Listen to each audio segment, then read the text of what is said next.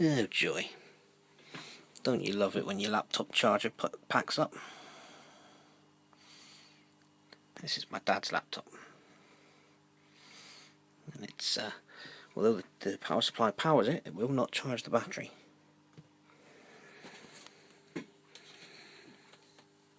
This is a Dell XPS M1330. It is about 6 years old.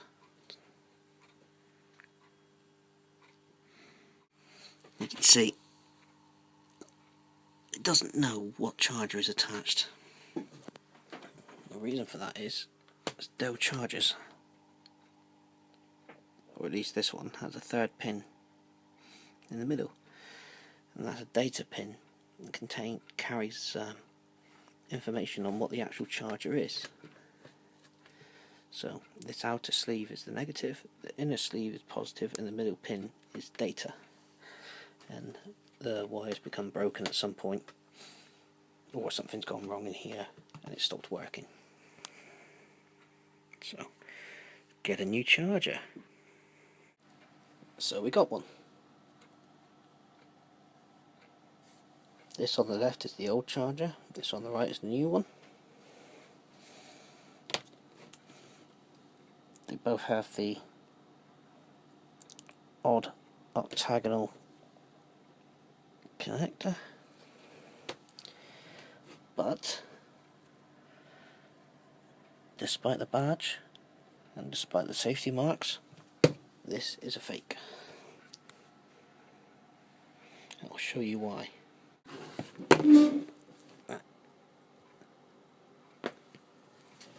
First of all, it's to do with the quality of the plastics. Yeah, that one sounds pretty solid. It's got a textured but fairly smooth surface. This one sounds a bit loose inside. Rough plastics, and just cheap, crappy quality. The other thing is the LED. See, this one's recessed. I don't know if you can see it, but it's off center. Whereas this one, the LED, it's actually there. And it's almost like it's moulded in as part of the plastic. And finally, most Dell power supplies have the Dell logo embossed in them, whereas this one just has a sticker that says Dell. Other than that, it's not. And this sticker, I've never seen this on a Dell before. Asus, yeah. And the cheap generic Chinese power supplies you see, yes, not on a Dell. So that makes me think it's cheap Chinese crap. Next is some of the wording on the back. If you look here on the genuine one, it says caution. For use with information technology equipment only. Stress the word only. On the fake one, caution. For use with information technology equipment. Is that dangerous? Isn't there a word missing there? It's a fairly typical Chinese faker's mistake. Next thing. Input 100 to 240 volts, 1.5 amps. Okay. That's fine. Output 19.5 volts. That's correct. 3.34 amps. That's what it was listed as.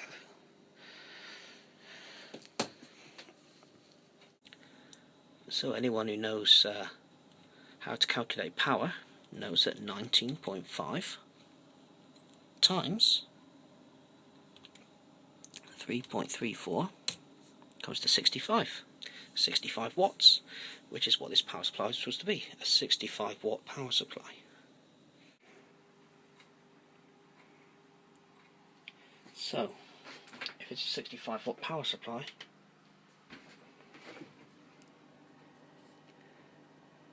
why did the laptop think it's a 90 watt power supply? What that would mean is a Dell laptop's designed in such a way that if you connect a power supply that is not powerful enough to run it, it will not accept the power from it. This power supply is not rated at 90 watts, yet it identifies itself as a 90 watt power supply. So what would happen if you connected it to a laptop that needed more power than 65 watts? The laptop will try and draw that from the power supply, and you could end up with, best case scenario, damaging the power supply, or shutting it down if it does contain the proper safety circuits, which I highly doubt it does. Worst case scenario, overheating, damage to the power supply, and potential fire and shock hazard. This power supply could potentially be deadly.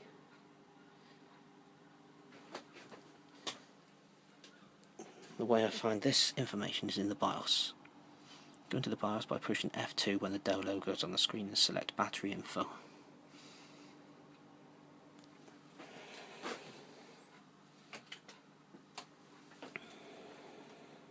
Here's another thing, and this is inexcusable. Grab a clip lead onto the multimeter probe and onto the earth pin. If you look, the cloverleaf power supply connector. This is the genuine power supply. So I connect to the negative side of that, and we have continuity.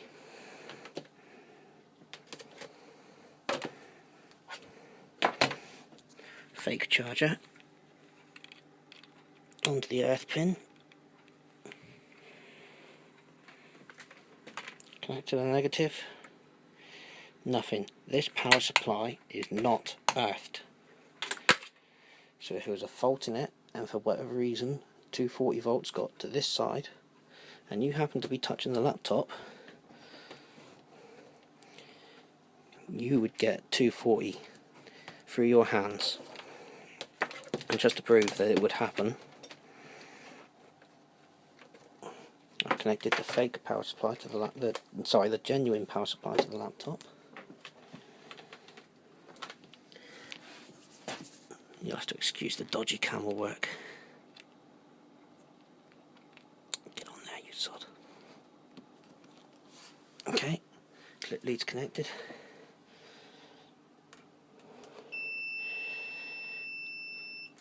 That should be earthed, and it's not. This eBay seller is going to be getting some stick from me. Those of you who live in the UK will know that all of our plugs have a fuse in them, and this one, this is the lead that came with the fake charger, does have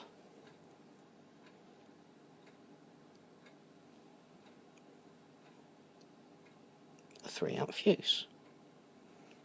That's great, that's fine, that's okay, if this fuse is real, because I've heard stories about these fuses being nothing more than a lump of metal. So we'll find out. Just to note,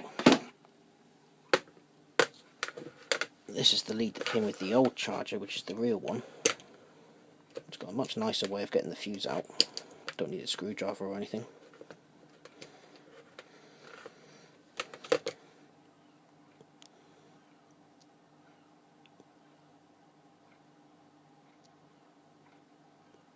It has a 5-amp fuse, which is still okay, it's still within range, that's fine.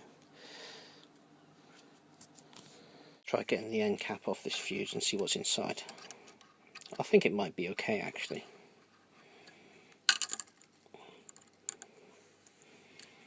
Let's see, the fuse is actually broken. That's fine, it's a ceramic fuse.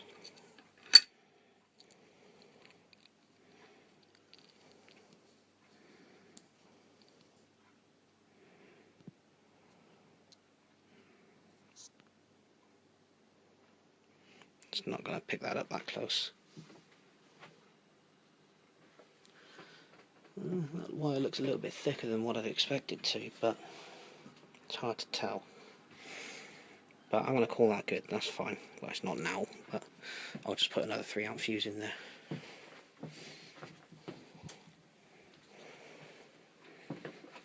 And I have checked the lead, and the fuse is connected in circuit, so this part of the lead I think is okay. It's just this heap of poo. Watch when you buy stuff on eBay. This was advertised as genuine original. It's clearly not. It feels a lot lighter as well. And there's one more thing I'll show you. Oh, let's put in our new fuse.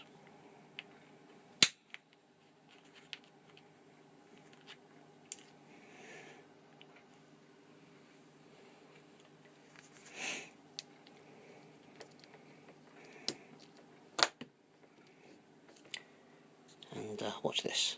Here's the power supply. So the one on the right is the fake, the one on the left is the genuine. I'm going to power them on. Okay, blue lights on both. Now watch. Both switched off at the same time. And the fake one, the light is already gone out. Genuine one, just to prove I'm not playing either. Oh, dropped it, but it's still lit. Still going, let's go for a wander. Nothing connected.